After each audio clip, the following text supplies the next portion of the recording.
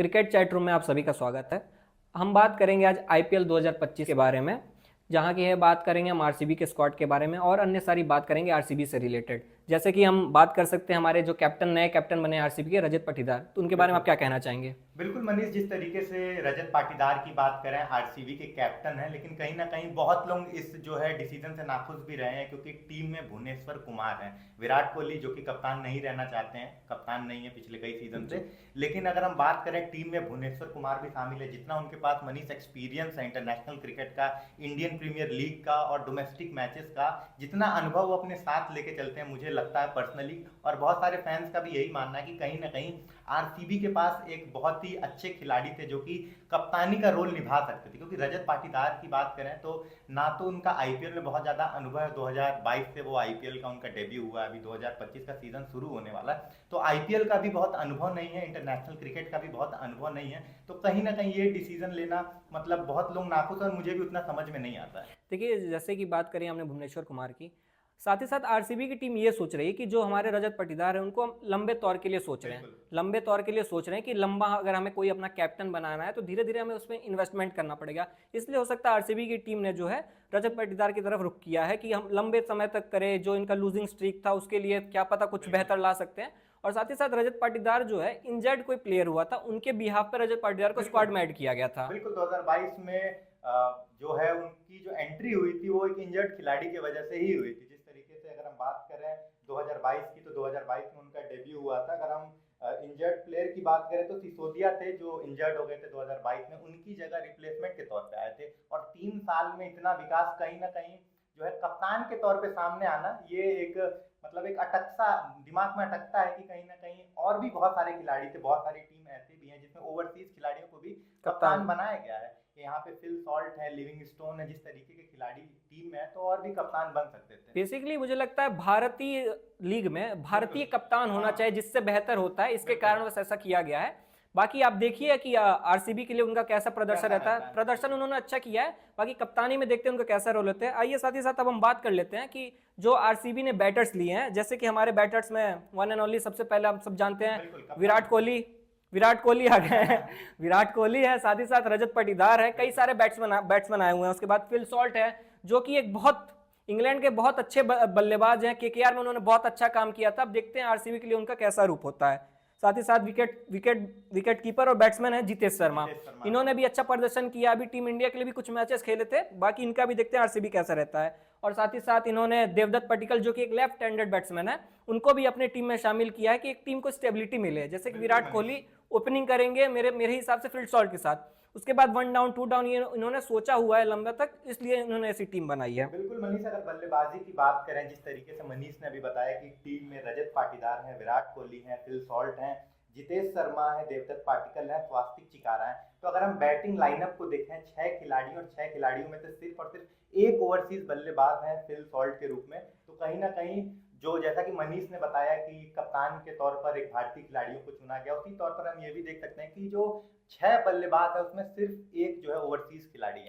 क्यों ऐसा हुआ है? क्योंकि उन्होंने जो बाकी विदेशी बल्लेबाजों के लिए वो केवल बल्लेबाज नहीं है, वो ऑलराउंडर की सूची बहुत बड़ी है आरसीबी की। अगर आप देखेंगे, जैसे बात कर लेते हैं हम, सबसे पहले लियम लिविंगस्टोन, सब जानते हैं कि कितने तेज जो धूमधाड़ वाले खिलाड़ी हैं कि अगर वो चल जाते हैं तो अकेले ही वो मैच को जिता सकते हैं। और साथ ही साथ आपको एक बॉलिंग का भी ऑप्शन देते हैं कि आपको कि अगर कहीं 1 ओवर 2 ओवर 4 ओवर अगर पार्ट टाइम के तौर पे अगर बॉलिंग कराना तो आप उनसे करा सकते हैं। साथ में साथ इस बार हमारे पास कुणाल पांड्या भी ऑलराउंडर की सूची में, उसके अलावा टीम डेविड जिस तरीके के आक्रामक बल्लेबाज हैं, जिस तरीके का उनका परफॉर्मेंस रहा है, तो कहीं ना कहीं एक बहुत अच्छा एसेट है आरसीबी के पास। बहुत अच्छा। मुंबई ने इनको जाने दिया, ये ताज्जुब की बात है। उन्होंने टीम डेविड को छोड़ दिया, मुंबई ने जो है टीम डेविड को छोड़ दिया, और आरसीबी ने बहुत मन से इनको खरीदा और टीम में शामिल किया है। उम्मीद करते हैं कि टीम डेविड उनके लिए अच्छा एक कार्य करे। बिल्कुल, रोमारियो सेफर्ड भी टीम में है, जिस तरीके के ऑलराउंडर हैं वो, मनोज हैं, जैकब हैं, तो मतलब ऑलराउंडर की सूची तो बहुत अच्छा है। बैट्समैन कम है लेकिन ऑलराउंडर के पास ज्यादा है इनके पास, और जो ऑलराउंडर हैं उनके वो अच्छे ऑलराउंडर है कि जो आपको बैटिंग तो बैटिंग, साथ में आपको कहीं पार्ट टाइम कोई किसी बॉलर की दिन नहीं सही रहा, कुछ नहीं रहा, तो पार्ट टाइम बॉलर भी उसके तौर पे इस्तेमाल कर सकते हैं बिल्कुल हम। मनीष, मतलब मिडिल ऑर्डर की अगर हम बात करें या फिर हम ऑलराउंडर की बात करें तो बहुत बढ़िया है, बहुत स्ट्रांग है आरसीबी में, लेकिन कहीं ना कहीं वो कमी जो है अटकती है आपकी बल्लेबाजी में। अगर हम ओपनिंग की बात करें या बैटिंग ऑर्डर की बात करें तो 6 खिलाड़ी हैं। अगर उसमें बल्लेबाजी की बात करें, Virat Kohli no doubt superstar है, बहुत अच्छे बल्लेबाज हैं और सबसे बड़ी बात इस समय फॉर्म में है। लेकिन उनके अलावा अगर हम बात करें तो हमको 6 खिलाड़ियों में सॉल्ट नजर आते हैं जो कि अच्छे बल्लेबाज हैं, और बाकी जो खिलाड़ी, अगर जितेश शर्मा की बात करें, मनीष देवदत्त पाटिकल की बात करें, इनसे बहुत ज्यादा टीम को उम्मीद रहेगी और बहुत अच्छा परफॉर्मेंस करना पड़ेगा, नहीं जहां क्योंकि ओपनिंग ऑर्डर जो है अगर अच्छा स्कोर नहीं करेगी तो प्रेशर जो है सीधा मिडल ऑर्डर पे आ जाएगा। नहीं, आपकी बात बिल्कुल सही है। जैसे कि हम बात करें आरसीबी की जो बैटिंग लाइनअप है वो आज से नहीं, बहुत पहले से आप देखेंगे, क्रिस गेल रहे हैं, केएल राहुल रहे हैं, कई एबी डिविलियर्स रहे हैं, बैटिंग हमेशा उनकी, आरसीबी की बैटिंग हमेशा अच्छी रही है। अभी तो पिछले साल तक मैक्सवेल भी थे साथ ही साथ, लेकिन उनकी बॉलिंग जो थी, बॉलिंग सबसे कमजोर कड़ी रही है। और जहां तक रही बात, आप अगर बात करें देवदत्त पट्टिकल की, तो आरसीबी में पहले भी थे वो, आरसीबी ने उनको जाने दिया, वापस से इस बार उन पर भरोसा जताया, देखते हैं अब क्या करते हैं।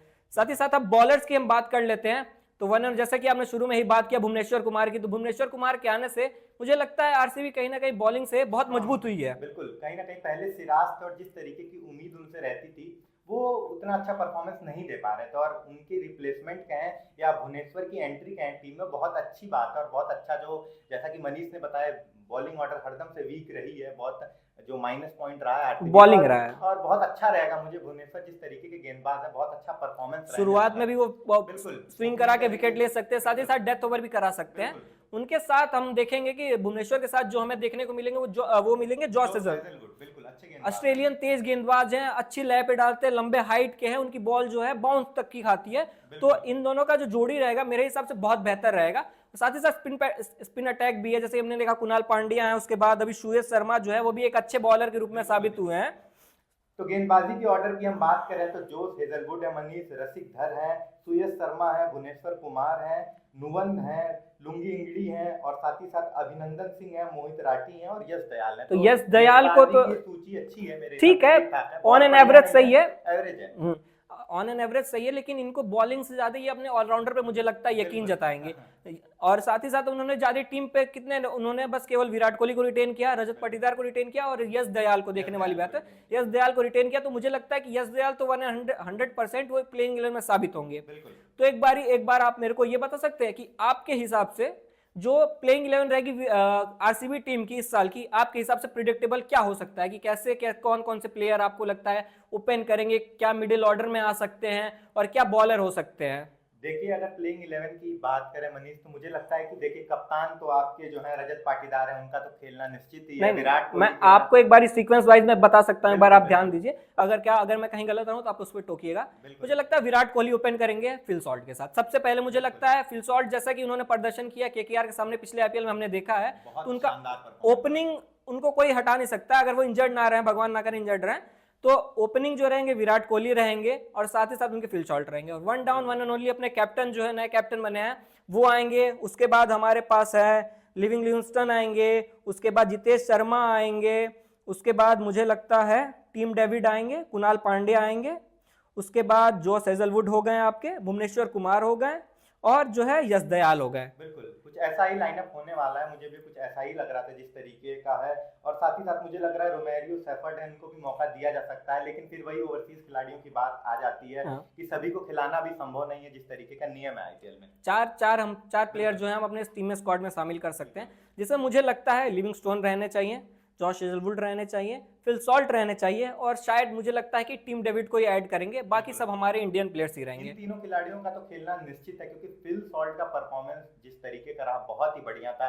हेजलवुड को खिलाना ही पड़ेगा, गेंदबाजी की अगर बात करें, तेज गेंदबाज के रूप में उनको खिलाना अनिवार्य ही है, क्योंकि भुवनेश्वर के साथ उनकी जो है गेंदबाजी जुगलबंदी अच्छी होने वाली है, देखने लायक बात रहेगी। और साथ ही साथ फिल सॉल्ट की बात की, वो खेलेंगे ही खेलेंगे, फिल सॉल्ट जो है खेलेंगे ही खेलेंगे। अब एक यही डाउट रहता है कि टीम डेविड रहेंगे या नहीं रहेंगे। नहीं, मुझे लगता है कि टीम डेविड जिस किस्म के बल्लेबाज हैं, जिस किस्म के वो प्लेयर हैं, मुझे नहीं लगता कि आरसीबी को बदल देते हैं। हाँ, इकलौते वो खड़े रहे, अगर खड़े रहते हैं तो मैच जिता सकते हैं। और साथ ही साथ फिल सॉल्ट की बात करें तो अभी जो हमने देखा, जैसे इंडिया की सीरीज हुई थी या चैंपियन ट्रॉफी हुई, तो फिल सॉल्ट का प्रदर्शन उतना अच्छा नहीं कह सकते, आईपीएल उनका बेहतर था और उतना अच्छा नहीं कह सकते। बाकी आने वाले समय हम देखते हैं कि फिल सॉल्ट का कैसा प्रदर्शन रहता है या बाकी क्या टीम खेलती हैं। बिल्कुल, जिस तरीके से आपने देखा कि हमारी बैटिंग ऑर्डर क्या थी, हमने मिडल ऑर्डर की बात करी, हमने गेंदबाजी की बात करी, ये थी आरसीबी की लाइनअप आईपीएल 2025 के सीजन के लिए।